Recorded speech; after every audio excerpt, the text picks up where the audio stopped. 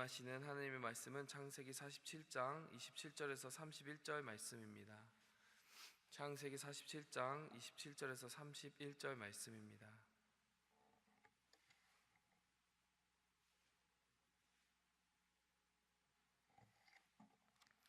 이스라엘 족속이 애굽 고센 땅에 거주하며 거기서 생업을 얻어 생육하고 번성하였더라. 야곱이 애굽 땅에 17년을 거주하였으니 그의 나이가 147세라. 이스라엘이 죽을 날이 가까우매 그의 아들 요셉을 불러 그에게 이르되 이제 내가 네게 은혜를 입었거든 청하노니 네 손을 내 허벅지 아래 넣고 이내와 성실함으로 내게 행하여 애굽에 나를 장사하지 아니하도록 하라. 내가 조상들과 함께 눕거든 너는 나를 애굽에서 메어다가 조상의 묘지에 장사하라. 요셉이 이르되 내가 아버지의 말씀대로 행하리이다. 야곱이 또 이르되 내게 맹세하라 하매 그가 맹세하니 이스라엘이 침상머리에서 하나님께 경배하니라. 아멘. 여러분, 이제 야곱의 인생이 저물어가고 있습니다. 야곱이 이집트 땅에 요셉의 인도함을 받아서 이렇게 들어오게 되고 또 17년을 거주하였으니 이제 나이가 꽤 늙게 되었습니다. 147세의 나이로 이제 삶을 정리하면서 무엇을 남길 것인가, 무엇을 붙잡았는가, 이런 것들을 정리해서 후세대에 넘겨주어야 되는 그때가 되었어요. 그때가 되었을 때 이 야곱의 거의 마지막 말이라고 할 수 있는 지금 이 말이야말로 하나님께서 한 신앙인 야곱을 어떻게 빚어갔는지를 볼 수 있는 흔적, 그 믿음의 보화가 맺혀있는 그런 말이라고 할 수가 있습니다. 야곱이 이 신앙의 여정을 다 걸어가면서 과연 어떠한 인물로 남았는가, 그가 마음에 붙잡은 것들은 무엇이었는가. 첫 번째로 보니까요, 이집트의 화려함에 눈을 빼앗기지 않는 신앙인으로 남았습니다.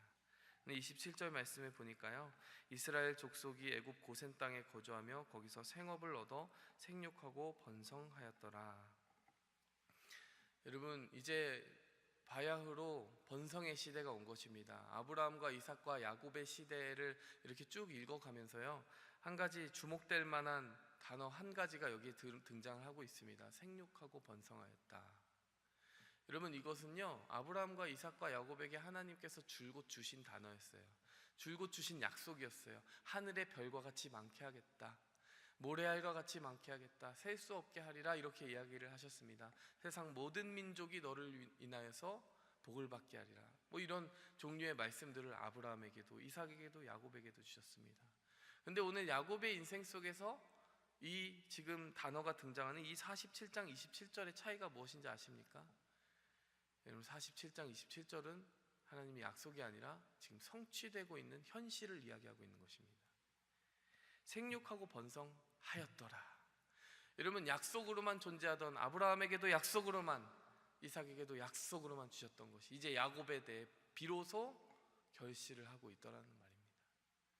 여러분, 우리가요, 어떤 꿈을 하나님께서 주셔서 3대를 이렇게 심고 그것을 향하여서 나아가고 붙들고 여러분 그것을 향하여 창념한다면 하나님께서 반드시 그 충실함과 그 성실함에 이렇게 보답해 주실 줄 믿습니다.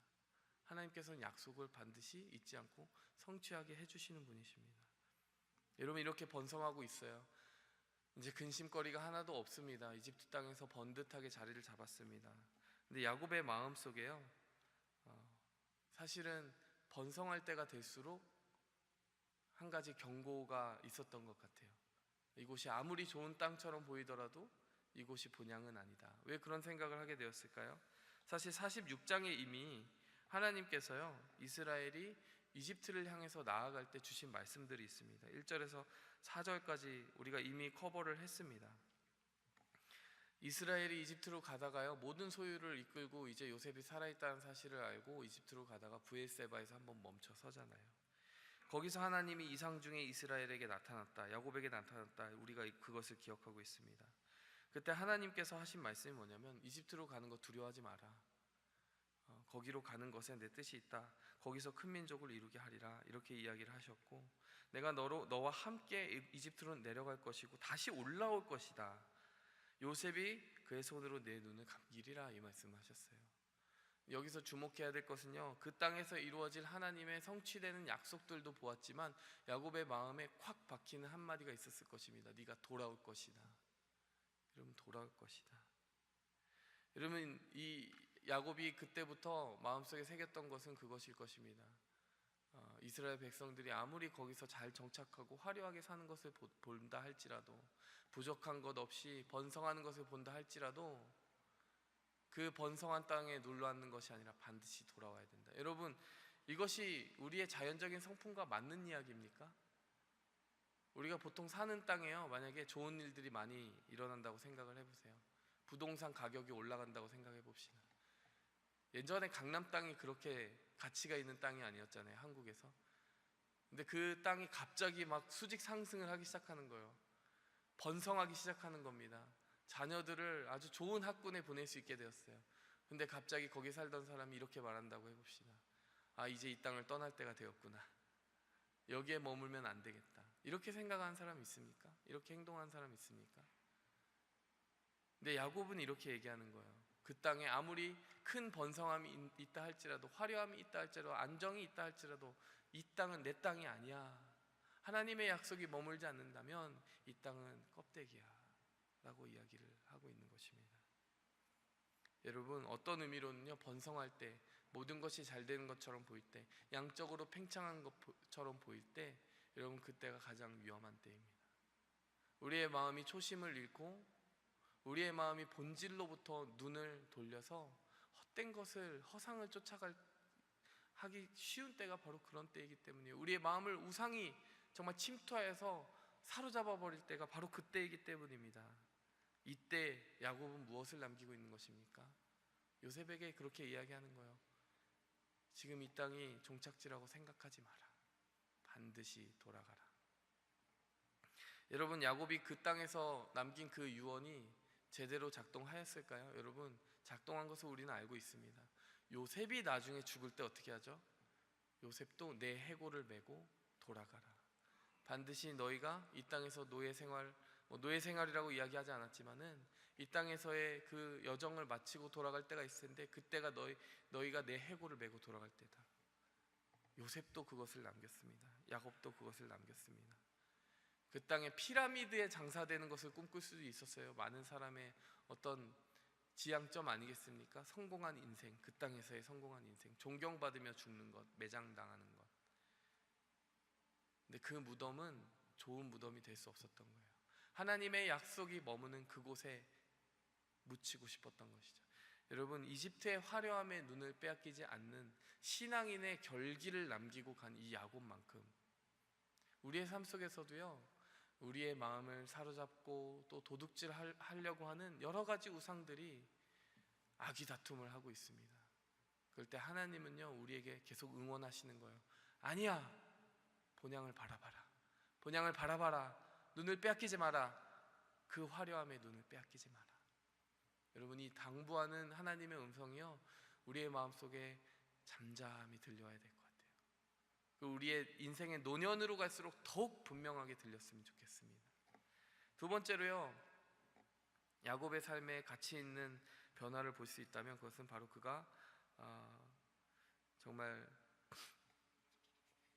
경배하는 자로 남았다라는 것입니다. 야곱의 그 모습을 보니까요, 47장 31절에 보니까 이렇게 이야기합니다. 이스라엘이 침상머리에서 하나님께 경배하니라. 여러분, 야곱은요, 지금까지 가치 있는 것을 쫓아가며 붙잡으려고 하는 삶을 살았습니다. 여러분, 경배라는 것을 영어로 월십이라고 하잖아요. 월십이라는 단어는 worth라고 하는 단어에서 나왔습니다. 가치라고 하는 단어에서 나왔어요. 여러분, 왜 경배한다라는 단어가 가치라고 하는 단어와 연결되어 있는가? 이렇게 풀이해 볼 수 있을 것입니다. 우리가 하나님께 경배한다는 것은 하나님이야말로 내 인생의 최고의 가치다라는 것을 고백하는 행위라는 것이죠. 그동안 야곱의 인생을 쭉 훑어보면요, 야곱이 경배해온 것, 그런 의미에서는 경배해온 것이 여러 개 있는 것 같아요. 장자권, 그 의미도 잘 모르면서 장자권을 경배했던 것 같습니다. 그 다음에요, 라헬이라고 하는 한 여성을 경배했던 것 같습니다. 또 라반의 그 집에서 얻고 있는 여러 가지 부와 그런 것들이 커져가면 커져갈수록 인생의 안정을 경배했던 것 같습니다. 여러분, 그 라반의 집에서 떠나서 하나님이 분명히 베델로 가라고 하셨는데 가다가 멈추고 세겜이라는 땅에 머물렀을 때는 그가 그 땅의 화려함을 경배했던 것 같아요. 그것이 가치 있다라고 생각했던 것 같습니다. 네, 여러분, 인생의 노년에 갈수록요, 야곱의 눈에 남는 것이, 가장 가치 있는 것으로 남는 것이 다른 것 아니었다라는 거예요. 이 모든 험악한 인생을 살아오면서 우상에 그렇게 쉽게 마음을 내어주고 빼앗긴 나를 끝까지 붙들어 주신 그 하나님의 은혜, 그 하나님의 은혜 말고는 견주어서 비교할 가치가 없다. 여러분, 잠잠히 한번 읽어보시기 바랍니다. 이스라엘의 침상머리에서 하나님께 경배하니라. 여러분, 그의 삶을요 강력하게 붙들어준 이 한 단어가 그의 마지막에 종착점을 보여주는 단어였다라는 것입니다. 여러분, 우리가 하나님이 주시는 그 선물을 우리의 삶에 가장 가치 있는 것으로 고백할 수 있다면 좋을 것 같아요. 여러분, 이 대목에서 저는 이삭과 야곱을 좀 비교해 봤어요. 한마디로 뭐 이렇게 표현할 수는 없겠지만요, 이삭은 좀 시작보다 끝이 좋지 않았다, 저는 이렇게 얘기하고 싶고요, 야곱은 시작보다 끝이 좋았다라고 이렇게 이야기하고 싶어요. 왜 그러느냐? 이삭 같은 경우는 시작이 좋았던 것 같아요. 예를 들면은 그 땅에 머무는데 가뭄이 들었습니다.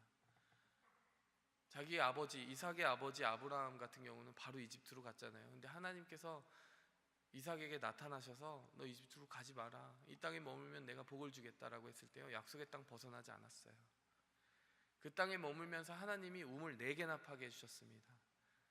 물론 그 우물 2개는 빼앗겼지만요, 그래도 끈질기게 그런 일 당하면 도망갈 것 같은데 하나님이 약속하신 곳이지, 하나님이 여기 머물라 하셨지, 끝까지 다른 우물 2개 더 팔 때까지 그 땅에 남습니다. 마지막 우물 판 곳이 브엘세바였어요. 그러니까 그 브엘세바라는 곳에서의 여정이 얼마나 인상 깊었는지 야곱이 정말 수십 년이 지난 후에도 기억하고 브엘세바에서 잠시 멈춰서서 하나님께 경배하지 않았습니까? 그러면 그만큼 신앙에 큰 족적을 남긴 사람이에요. 그 젊었을 때, 인생의 전성기였을 때, 자신의 자녀들에게 신앙의 본을 보여야 될 때 이삭은 그렇게 살았다라는 거예요. 어떤 실패를 보이지 않았습니다. 네, 여러분, 인생의 노년으로 가면서 어떤 일이 벌어졌습니까? 눈이 어두워져서 하나님의 마음이 어떤 아들을 향하고 있는지 분별하지 못하게 되었어요. 하나님의 마음이 가는 곳이 아니라 자기 마음 가는 곳으로 축복하려고 하였고, 맛있는 사냥감이나 요리해 와라, 뭐 이런 식으로 인간적인 수단을 가지고 그 하나님의 축복을 이어주는 자리를 꾸며보려고 했습니다. 흥을 돋궈보려고 했던 것이죠. 여러분, 이 모습을 보면 참 이삭의 마지막이 점점 영적으로 어두워져 가고 침침해져 가고 있구나라고 하는 씁쓸한 마음을 감출 수가 없어요. 물론 하나님이 적극적으로 개입하시고 섭리하셔서 그것을 바로 잡으셨지만 그 이야기 자체에서 이삭이 스스로 정말 깨어있지 않았다라는 것을 우리는 보고 있습니다. 근데 여러분, 오늘 이 야곱의 인생을 한번 보시겠어요? 여러분, 야곱은 얼마나 험악한 인생을 살았습니까? 자기 말이 그렇지 않아요? 파라오 앞에서 내가 험악한 인생을 살았다, 열조의 그 때와 미치지 못하지만 내가 험악한 인생을 살았다. 그만큼 야곱은 매를 많이 맞았습니다. 실수를 많이 했다라는 거죠. 비본질적인 것에 눈을 많이 빼앗겼습니다. 네, 마지막에 보십시오. 여러분, 경배하는 자로 남고 있습니다. 어디로 가야 되는지 정확히 알고 있고 잊지 않고 있다는 거예요. 그리고 오늘 이후에 48장에서부터 나오는 이야기는 무엇입니까? 48장에 가면요, 야곱이 병들어서 눈이 침침해졌다라고 이야기해요. 좀 어떤 의미로는 이삭의 눈에 침침해졌던 그때랑 비슷한 상황이에요. 근데 여러분, 야곱이 12아들들을 축복하는 장면이 48장에 이어지게 됩니다. 여러분, 이삭은 자기 아들 2명도 제대로 하나님의 뜻대로 축복하지 못할 뻔했어요. 근데 이 야곱은요, 48장에 보니까 12아들들을 축복하는 겁니다. 여러분, 어떤 인생이 참 의미 있는 향기를 남기고 하는 인생이었다라고 이야기할 수 있을까요? 뭐 이렇게 비교해서 하나님 보시지 않을 거예요. 이삭도 아브라함과 이삭과 야곱의 하나님이실 것입니다. 여전히 하지만요, 우리가 이렇게 좀 이런 부분만큼은 신앙의 본으로 삼아야 되겠다라고 한다면 저는 둘 중에 고르라면 야곱이 좋다. 야곱이 좋다. 끝이 좋아야 된다. 마지막에 하나님을 경배하는 그 순수해지고 정제된 경배자의 모습이 남으면 좋겠다. 이런 마음을 가지게 되더라는 것이죠. 여러분, 우리가 이것을 기억했으면 좋겠습니다. 우리의 신앙의 여정을 하나님이 결산할 때가 옵니다. 그때 다른 것 보지 않고 이 야곱의 모습처럼 더욱 순수해지고 더욱 온전해진 경배자의 모습만 남았으면 좋겠어요. 여러분, 이번에 참 감사하게도 여러 그 새 친구 초청잔치를 잘 마쳤습니다. 그러면서 제가 한 가지 우리 교회에 여러 가지 하나님께서 주신 신앙의 유산들을 엿볼 수 있었던 것 같아요. 철야 기도를 하시면서 정말 청년들의 그 기도 제목을 가져가서 기도하는 그런 권사님들도 계셨습니다. 또 제가 그 주간에 우연히도 그 선교 편지들이 모여 있는 그 방을 열어보게 되었어요. 늘 들어가 보곤 했지만은 그 편지들을 직접 본 것은 처음이었습니다. 근데 정말 수많은 해외 각지에 있는 선교지에서 오는 그 목사님들의 편지가 그곳에 있더라고요. 하나하나 차곡차곡. 가끔 주보에서 이제 광고 나오잖아요. 소식이 왔다. 근데 소식을 사실 잘 안 읽어봤거든요. 근데 그렇게 많이 쌓여 있더라는 것이죠. 그러면서 이게 제일장로교회 성도님들이 지난 수십 년 동안 쌓아온 신앙의 내공이겠구나. 이거 따라가려면은 이것을 우리 청년들이 배우고 이어가려면 한참 멀었다. 뭐 이런 생각을 하면서 기도했던 그런 마음이 생각이 납니다. 여러분, 우리가 이 야곱의 모습을 볼 때 참 아름다운 사람으로 남았어요. 이 좋은 향기가 후세대에 계속 이어졌으면 하는 것이 성도님들의 소망일 것입니다. 더욱 위에서 기억해 주시고 또 기도해 주셨으면 좋겠고요. 또 그런 신앙인으로 우리 한 사람 한 사람이 남을 수 있도록 더욱 힘써 기도했으면 합니다.